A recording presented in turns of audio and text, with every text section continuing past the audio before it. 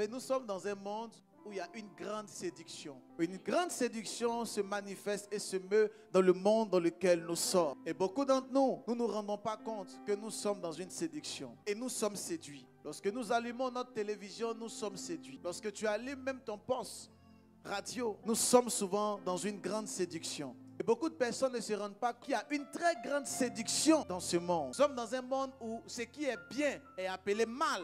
Et ce qui est mal est appelé bien. Nous sommes dans un monde où quand tu fais quelque chose qui glorifie Dieu, les gens te pointent du doigt et ils disent que tu es un sorcier. Mais quand tu commences à te dénuder et commencer à faire des choses assez atypiques, les gens acclament. Lorsqu'une dame se met nue et qu'elle commence à exposer ses rondeurs, elle a beaucoup plus de likes, beaucoup plus de followers, beaucoup plus d'acclamations. Mais lorsque quelqu'un est en train de propager ou véhiculer un bon message, nous-mêmes les chrétiens, nous ne regardons pas. Et nous préférons regarder les choses qui ont attrait avec le buzz. L'Esprit de Dieu m'a fait comprendre que nous sommes dans ce monde et nous sommes attachés à une grande séduction. C'est la séduction du temps de la fin. Mais j'aimerais prier pour toi. Et j'aimerais déclarer sur ta vie que tu puisses comprendre que cette séduction ne soit pas pour toi et pour ta destinée au nom de Jésus.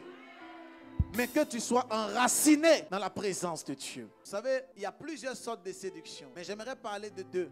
La première sorte de séduction, c'est la séduction du matériel. Cette séduction-là nous empêche de voir la gloire de Dieu. Quand je parle de séduction, je fais allusion à une envie. Je fais allusion à quelqu'un qui soupire après ces choses. Je fais allusion à quelqu'un qui recherche ardemment. Je fais allusion à la doctrine de Machiavel qui dit la fin justifie les moyens. Alors, vous allez vous rendre compte que je parle ici de séduction pour des personnes qui sont prêtes à tout pour acquérir quelque chose. Et c'est une grande séduction. Et souvent pour avoir le matériel, la maison, la voiture, la BMW, une belle femme, l'iPhone 15 Pro Max, le sac Louis Vuitton, les make-up pour avoir les mèches humaines et pour avoir toutes ces choses semblables. Souvent, nous passons par des moyens peu commodes, dérisoires, nous passons par des situations afin d'atteindre ce but-là. Amen. Et Dieu nous parle ici de séduction. Et Dieu nous dit que ne soyons pas séduits par les choses de ce monde. Quelqu'un dira, mais homme de Dieu, tu donnes cette prédication, mais toi-même tu as un iPhone. Quelqu'un dira, homme de Dieu, mais tu donnes cette prédication, mais tu as une belle veste, hein, avec une chaussure neuve. Le message que je te donne cet après-midi, c'est un message qui a trait avec ton cœur. C'est un message qui a trait avec le but. C'est un message qui a trait avec l'envie. Tu dois comprendre que les choses de ce monde, si nous soupirons après cela et que nous ne soupirons pas après Dieu, ces choses vont nous perdre et vont nous détourner du but. Parce que le but principal, le plan parfait de Dieu, c'est que toi et moi, nous puissions avoir la vie éternelle. La Bible dit clairement dans Matthieu chapitre 6 verset 33, nous connaissons tous ce texte, il dit quoi? Recherchez premièrement le royaume des cieux et sa justice, et toutes choses vous seront données par-dessus. Donc le plan parfait de Dieu, c'est que tu puisses avoir toutes choses. Mais recherche premièrement le royaume des cieux. Parce que dans le programme de Dieu, il y a un rang. Matthieu chapitre 22 à son verset 40, la Bible dit,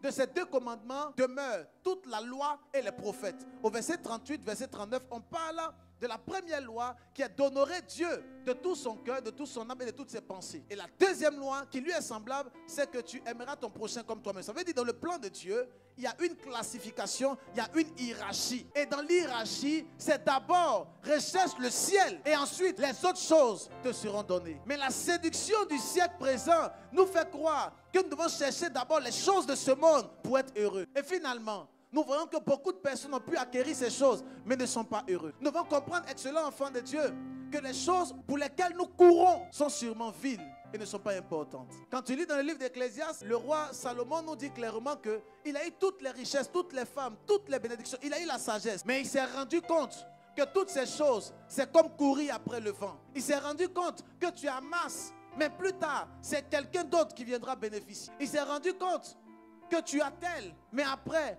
cela ne t'appartient pas. Et il a jugé bon de dire que le plus important, c'est de chercher l'éternel. J'aimerais dire à la vie de quelqu'un cet après-midi, ne nous laissons pas berner ni séduire par le siècle présent, mais soyons encouragés, motivés dans la parole de Dieu. Nous allons lire rapidement un texte dans le livre de Matthieu chapitre 24, verset 37 au verset 42.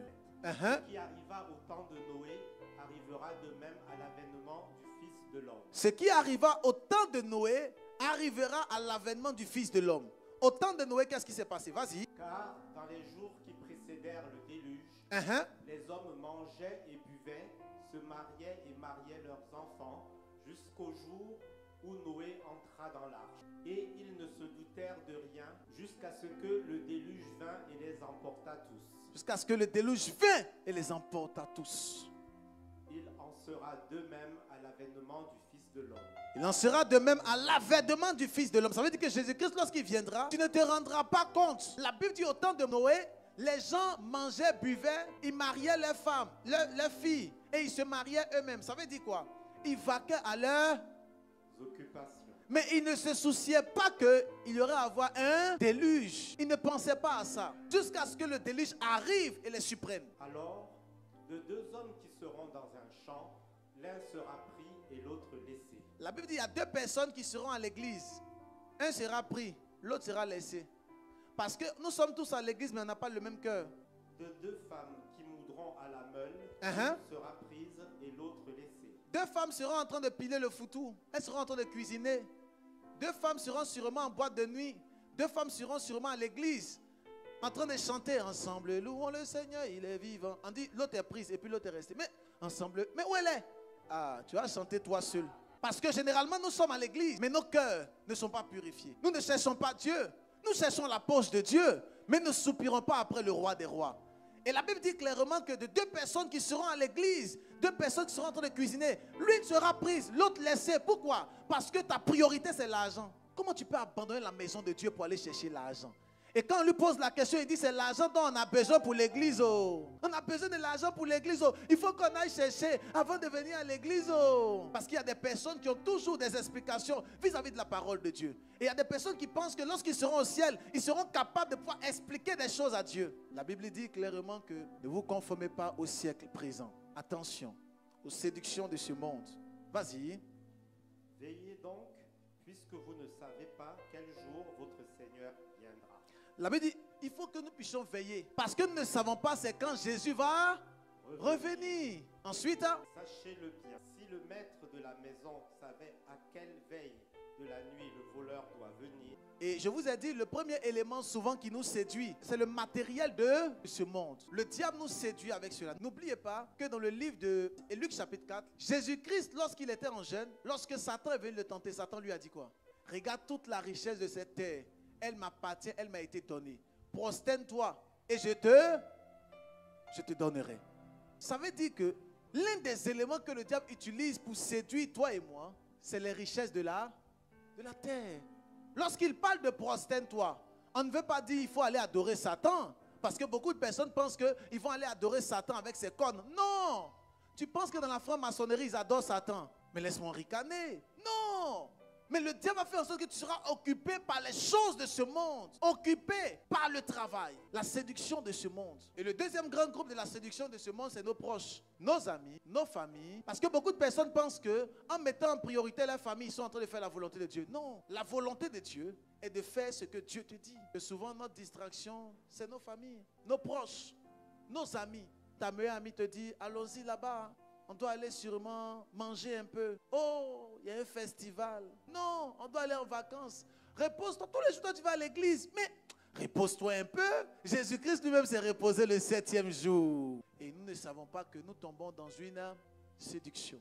Parce que la goutte d'eau qui tombe sur le rocher finit par briser le rocher.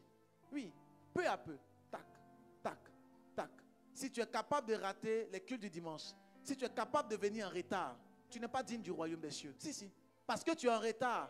Parce qu'il y a quelque chose d'autre qui a pris ton temps. Entre Dieu et la chose qui a pris ton temps, qu'est-ce qui est plus important? Et souvent, nous ne savons pas. Mais Dieu nous regarde et Dieu a ce qu'on appelle l'horloge. L'homme de Dieu peut ne pas voir, mais Dieu te regarde et Dieu te voit. Et nous courons vers les choses de la séduction de ce monde. Nous courons, nous courons, nous courons. Et quand tu es un peu... Tu es dans l'insatiabilité et tu cherches encore. Tu cours, tu cours, tu cours. Mais quand est-ce que toi et moi, on va s'arrêter et être dans le contentement, apprécier ce que Dieu nous a déjà donné et le célébrer pour cela? Quand nous lisons clairement dans le Nouveau Testament, la Bible parle là-bas du contentement. C'est l'une des clés de la réussite et de la gloire. Parce qu'à force de pourchasser, de poursuivre, nous pouvons nous retrouver mal. Ta priorité, excellent enfant de Dieu, doit être le ciel. Ta priorité doit être Dieu. Ta priorité doit être la maison de Dieu. Et quelqu'un dira, homme de Dieu, Jésus-Christ devait venir depuis longtemps, mais il n'est pas encore arrivé. Donc je sais que Christ ne viendra pas de sitôt. Peut-être que tu dis vrai, mais la mort est le retour de Christ pour toi.